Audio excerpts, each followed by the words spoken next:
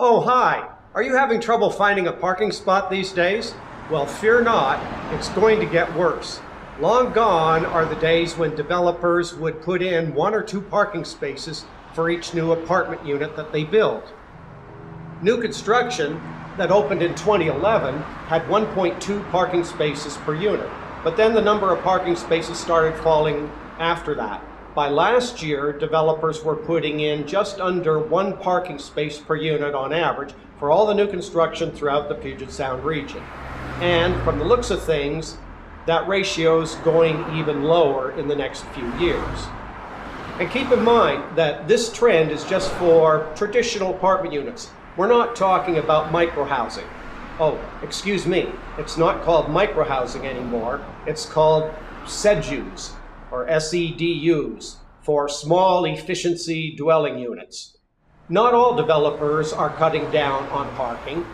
About 40% of all the units built since the beginning of 2011 or planned through the next few years have at least 1 parking space for every apartment unit.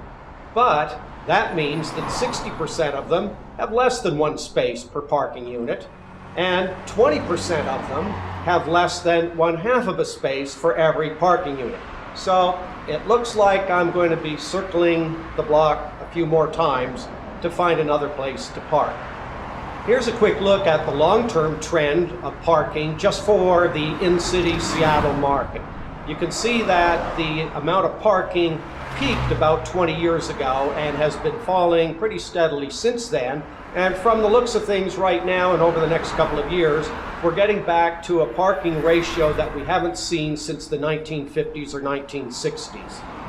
The amount of parking developers put in, though, is really very location sensitive. The suburban markets remain a lot more car-centric than the close-in Seattle market. You can see from this chart that the in-city Seattle market, we've labeled that K-C just to be creative and imaginative, or the close-in North End market, also creatively labeled K-N, have very low parking ratios. But when you start to look at the suburban markets in Pierce County or Snohomish County, you see that the parking ratios are well above 1-to-1 and very significantly above 1-to-1 in most cases. So the question is, are developers simply responding to consumer desires, or are consumers simply having to adapt to new market realities?